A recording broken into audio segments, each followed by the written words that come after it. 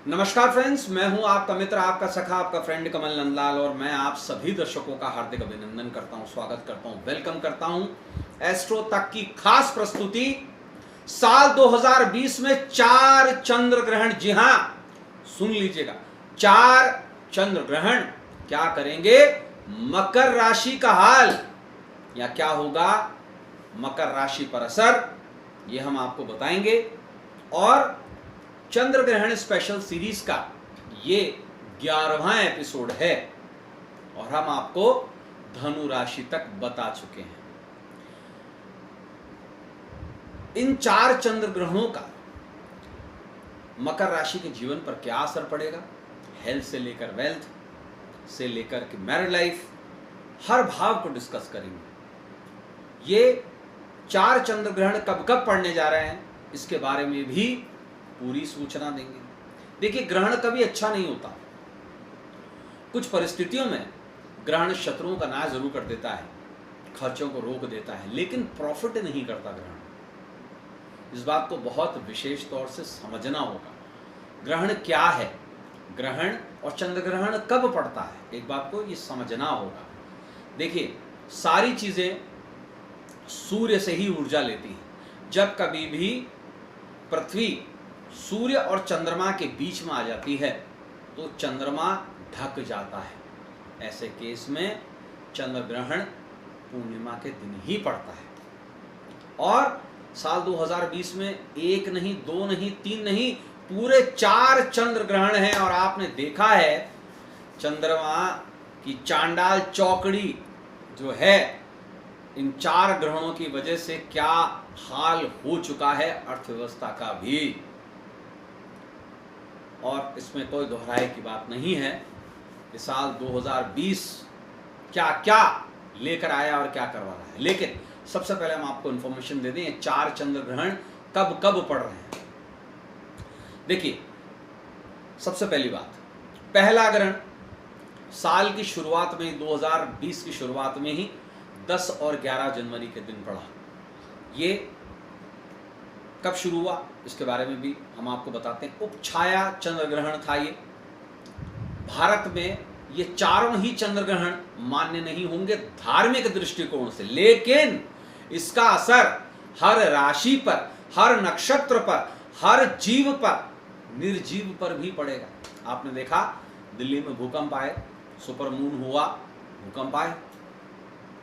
इसका मतलब चाहे वो चीज अमेरिका में दिखाई दे रही हो, चाहे वो चीज जापान में दिखाई दे रही हो, भारत में नहीं दिखाई दे रही हो, चंद्रमा तो सबका एक ही है, सूर्य तो सबका ही एक है। इसलिए हर राशि पर प्रभाव पड़ेगा, वैसा ही मकर राशि पर भी पड़ेगा। आइए जानते हैं ये ग्रहण चारों कब कब और कहां कहां दिखाई दे रहे हैं। देखिए, पहला ग्रहण चंद्र ग्रहण जो है, ये 2020 का पहला चंद्र ग्रहण, इसे हम पेनुम्ब्रल ग्रहण कहेंगे। चंद्र ग्रहण 10 और 11 जनवरी के दिन पड़ चुका है।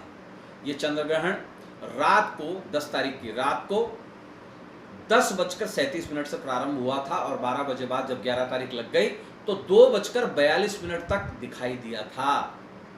और हिंदू पंचांग के अनुसार ये चंद्र ग्रहण मिथुन राशि में पूर्णिमा के दिन और पुनर्वसु नक्षत्र में पड़ा था। इस दौरान ये घटित हुआ, इसलिए इससे सबसे ज्यादा प्रभावित हुई मिथुन राशि और इसके कारण अपने जीवन में परिवर्तन भी आया। ये ग्रहण दिखाई कहां दिया था, भारत में दिखाई नहीं दिया था। ये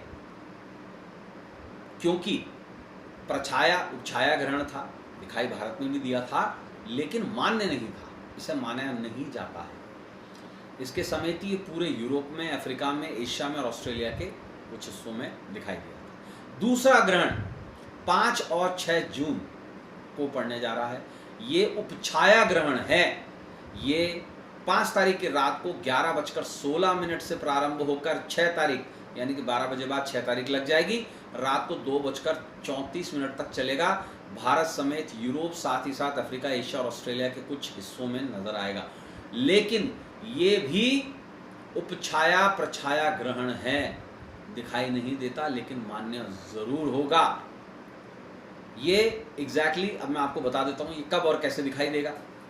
साल का दूसरा चंद्र ग्रहण जैसे मैंने आपको बताया 5 और 6 जून शुक्रवार और शनिवार को घटित होगा। ये ग्रहण रात को 11:16 से प्रारंभ होकर रात को 2:34 तक चलेगा। ये ग्रहण हिंदू पंचांग के अनुसार वृश्चिक राशि में और ज्येष्ठा नक्षत्र में यानी कि बुध के नक्षत्र में विद्यमान होगा। शुक्ल पक्ष की पूर्णिमा को पड़ता है ये ग्रहण।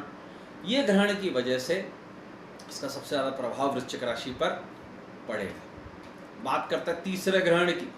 तीसरा ग्रहण 2020 का तीसरा ग्रहण जो है वो 5 जुलाई रविवार के दिन पड़ रहा है और ये ग्रहण सुबह 8:38 से प्रारंभ होकर सुबह 11:21 तक रहेगा। लेकिन क्योंकि दिन का समय है ग्रहण तो घटित होगा और ये जो ग्रहण है ये ग्रहण भी उपछाया चंद्र ग्रहण है।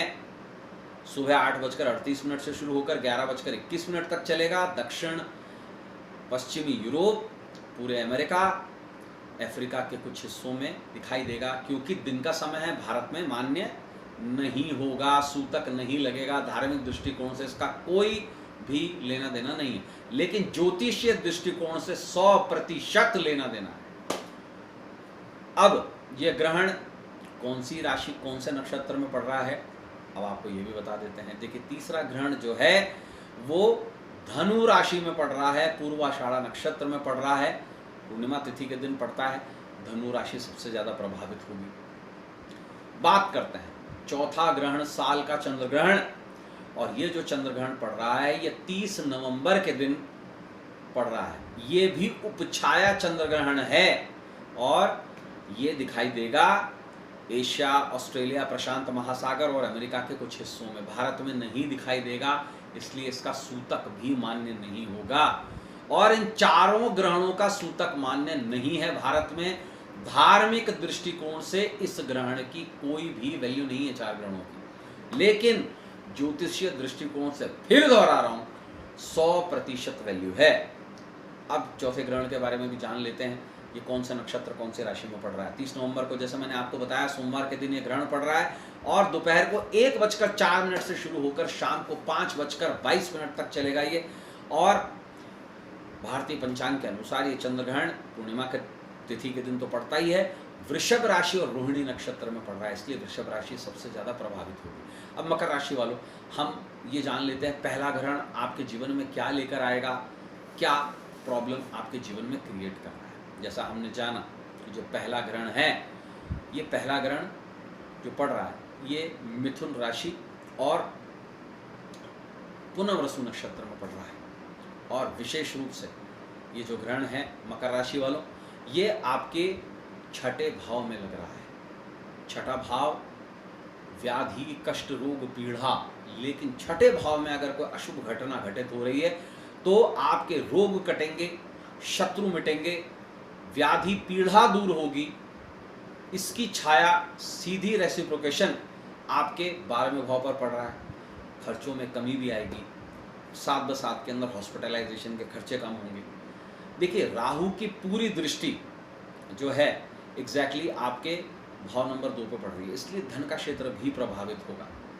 कहीं ना कहीं धन में थोड़ी बहुत कमी जरूर आएगी। 7/7 के अंदर आपका सबसे इंपॉर्टेंट बात कर्म क्षेत्र भी प्रभावित हो रहा है। कहीं ना कहीं प्रॉब्लम जरूर आपके प्रोफेशन में भी आ सकती है, नौकरी पर आपको ध्यान देना होगा। केतु की पूरी दृष्टि, संपूर्ण दृष्टि आपके विशेष तौर से आपके आयु भाव पे आ रही है, इसलिए एक्सीडेंट्स को जरूर आप थोड़ा सा संभल कर चलेंगे। इसके साथ साथ छठा भाव पर केतु की भी दृष्टि है तो रोगों का शमन होगा, वो मैं आपको बता चुका हूँ।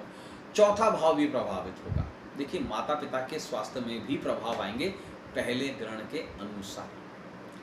बात करते हैं दूसरा ग्रहण, और ये जो दूसरा ग्रहण मैंने आपको बताया, ये वाला जो ग्रहण है दूसरा, ये पड़ रहा है आपका 5 और 6 जून, आने वाली 5 और 6 जून को। इसका जो प्रभाव है मूलतः मकर राशि वालों, ये जो ग्रहण पड़ रहा है बेसिकली ये एग्जैक्टली बहुत स्पेसिफिक रीजन में पड़ रहा है आपके। और ये ग्रहण जो है ज्येष्ठा नक्षत्र वृश्चिक राशि में पड़ रहा है, जैसे मैंने आपको बताया। ये आपके 11वें भाव में पड़ रहा है, इसलिए लाभ एस्पेक्ट में कमी आएगी। कहीं ना कहीं बड़े भाई बहनों के साथ में संबंध बिगड़ेंगे, 7/7 के अंदर इसकी पूरी दृष्टि जो है आपके 5वें भाव में है। बच्चों को कुछ प्रॉब्लम ज़रूर आ सकती है, जो स्टूडेंट्स हैं उनके पढ़ाई लिखाई में भी कमी पेशी ज़रूर आ सकती है। देखिए, राहु की पूरी दृष्टि बेसिकली जो आपके भाव नंबर 2 पे पड़ रही है, तो धन का भाव 7/7 के अंदर भाव 12वां हानि का भाव प्रभावित हो रहा है, कर्म का भाव प्रभावित हो रहा है, और 7/7 में प्रभावित हो रहा है माता पिता का कर्म का भाव भी, प्रोफेशन का भाव भी। ध्यान रखना होगा इन चीज़ों का। बात करते हैं तीसरे ग्रहण की, और जैसा कि हम जानते हैं साल में 4 ग्रहण हैं। मकर राशि वालों, जो तीसरा ग्रहण है वो 5 जुलाई रविवार के दिन पड़ने वाला है, और ये धनु राशि और पूर्व आषाढ़ा नक्षत्र में पड़ रहा है। तो इस कारण से इसका प्रभाव आपके 12वें भाव में और 6ठे भाव में है। बल्ले बल्ले है आपके, फायदा जरूर होगा। हॉस्पिटलाइजेशन के खर्चे बटेंगे आपके, अगर कोई भी केसेस विवाद वगैरह चल रहे हैं उसके अंदर आपको जीत जरूर मिलेगी। 7/7 के अंदर एक बहुत विशिष्ट चीज आपके साथ में होने वाली है, वो ये कि शत्रुओं का दमन भी होगा, रोग मिटेंगे, कष्ट मिटेंगे, व्याधि मिटेगी, पीड़ा मिटेगी। लेकिन 7/7 में एक चीज जरूर होने वाली है, वो ये कि आपको विशेष तौर से ध्यान रखना होगा। 5 जुलाई को घटित होने वाला है जो ग्रहण है, कहीं ना कहीं हेल्थ में भी प्रॉब्लम क्रिएट कर रहा है, कहीं ना कहीं ये प्रॉब्लम आपके भाई बहनों के साथ में भी थोड़ी बहुत क्रिएट करता है। कर्म का भाव बहुत ज़्यादा प्रभावित होने वाला है, प्रोफेशन को और नौकरी में दिक्कत ज़रूर आएगी, और पारिवारिक जो स्थिति है वो कहीं ना कहीं डगमगाएगी, पारिवारिक क्लेश की संभावना है। बात करते हैं चौथे ग्रहण की। चौथा ग्रहण जैसा मैंने आपको बताया 30 नवंबर के दिन पड़ने वाला जो ये चौथा ग्रहण है आपका, ये विशेष तौर से रोहिणी नक्षत्र और वृषभ राशि में पड़ेगा। अब जो एक सबसे इम्पोर्टेंट बात है वो ये, मकर राशि वालों की जो चौथा ग्रहण अब पड़ने जा रहा है वो आपके 5वें भाव में पड़ने जा रहा है। राहु के साथ में चंद्रमा की युति है 5वें भाव में। बच्चों का भाव सबसे ज़्यादा प्रभावित होगा। वो स्टूडेंट्स जो 30 नवंबर के बाद में एग्जामिनेशन में बैठने वाले हैं, उनका मन कहीं ना कहीं व्याकुल रहेगा। तो ये जो ग्रहण है मकर राशि वालों, चौथा ग्रहण, ये आपके 5वें भाव को, पेट के भाव को बहुत ज़्यादा प्रभावित कर रहा है। साथ में इंडाइजेशन के योग बनते हैं। 11वां भाव भी बहुत ज़्यादा प्रभावित हो रहा है, केतु यहाँ बैठा है सूर्य के साथ में। निश्चित रूप से लाभ का क्षेत्र भी प्रभावित हो रहा है। इसके साथ साथ जीवन साथी को कष्ट इंगित होते हैं, इसके साथ साथ आपकी तबीयत जरूर बिगड़ सकती है। इस बात का बिल्कुल ध्यान देना होगा। ये जो 4 ग्रहण हैं आपके जीवन में सबसे ज़्यादा बच्चों पर, जीवन साथी पर, आपके स्वास्थ्य पर और लाभ पर इफेक्ट करते हैं। तो मित्रों, अगले एपिसोड में, कुंभ राशि के एपिसोड में, एपिसोड नंबर 12 में आपसे फिर मुलाकात होगी, चंद्र ग्रहण स्पेशल में। अब अपने मित्र, अपने सखा, अपने फ्रेंड कमल नंदलाल को इस उम्मीद के साथ इजाज़त दीजिए कि आपका आने वाला समय जो है बेहतर हुआ है। तब तक के लिए नमस्कार।